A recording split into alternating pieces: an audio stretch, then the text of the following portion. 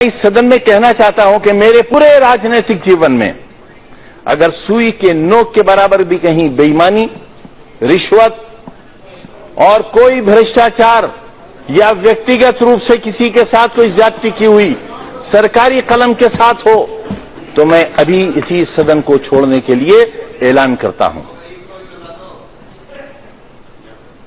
मैंने सुना नहीं, वरना मैं आपका जवाब दूंगा। मैंने मान्यवर बहुत साफ सुथरी जिंदगी गुजारी है, वरना इतना लंबा राजनीतिक सफर तय करने के बाद मैं देश की सबसे बड़ी अदालत में खड़ा हुआ नहीं होता। मैं उन उठने वाली आवाजों से भी कहना चाहता हूं कि 47 में बंटवारे के वक्त हमें हक था पाकिस्तान जाने का, आपको नहीं था। हमें हक था, लेकिन हमारे अजदाद ने यह तय किया कि यह वतन हमारा है।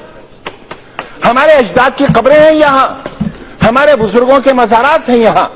जामा मस्जिद है दिल्ली की, ताजमहल है, किले हैं, हमारे बुजुर्गों की यादें हैं, और यही आज धरोहर है हमारे भारत की। वही लोग गद्दार हो गए, उन्हीं का नाम लेकर सड़कों पर मारा जाने लगा।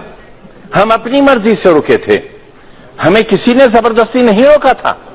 जो अपनी मर्जी से रुके उनके लिए आज ही सदन में यह कहा गया कि जो वंदे मातरम नहीं कहेगा उसे भारत में रहने का अधिकार नहीं होगा। बहस वंदे मातरम की नहीं है।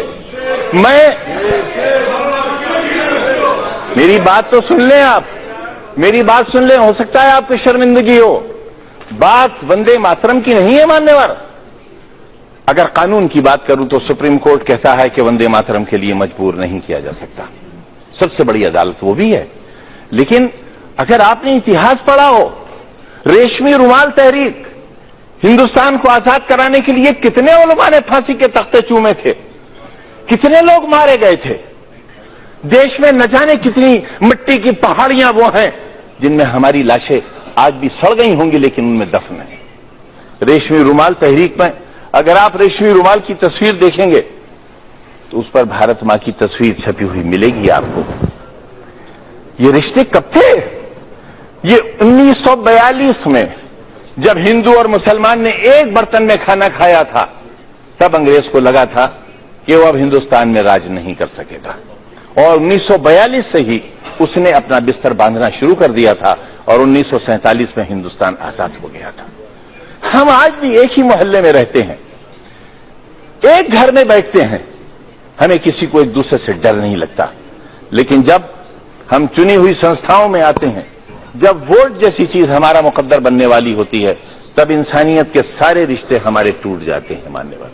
इससे देश बहुत कमजोर हो रहा है, इससे हम बहुत कुछ खो रहे हैं।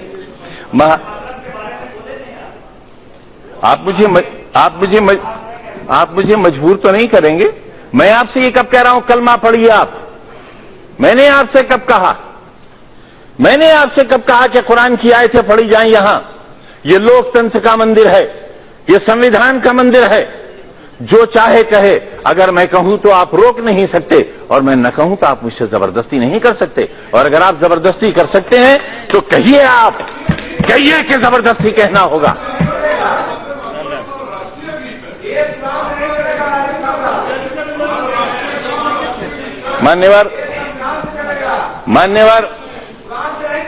मान्यवर संविधान से चलेगा, यही तो हम भी चाहते हैं, यही हम चाहते हैं। अगर संविधान में कहीं किसी मजहबी किताब का कोई श्लोक, कोई आयत पढ़ने के लिए कहा गया हो, मैं सबसे पहला व्यक्ति होऊंगा जो इस हुक्म पर नतमस्तक करूंगा। मानो संविधान को।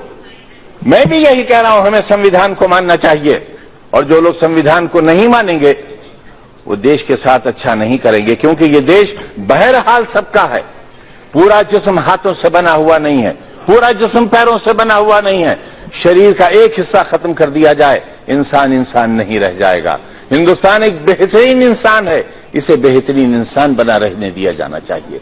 ये कहना चाहता हूं मान्यवर। प्रधानमंत्री जी को, भारतीय जनता पार्टी को दूसरी सरकार बनाने के लिए बहुत मुबारकबाद। लेकिन ये याद रहे कि जिम्मेदारियों का बहुत बोझ है उनके कंधों पर। जो कहा जाए वो किया जाए। किसी को गलत नाम से, मैं एक छोटा सा व्यक्ति, भैंसे भी पालता हूं, प्रधानमंत्री जी को जनसभा में मेरी भैंसों का ख्याल रहा, मेरा ख्याल नहीं रहा मान्यवर। 4-4 साल के मासूम बच्चों को जिलाधिकारी और एडीएम स्कूल के अंदर कान पकड़कर उठा ले। यही है कानून का राज, यही है कानून का राज। ये 3 तलाक की बात नहीं कर रहा हूं मैं, शिक्षा के अधिकार की बात कर रहा हूं।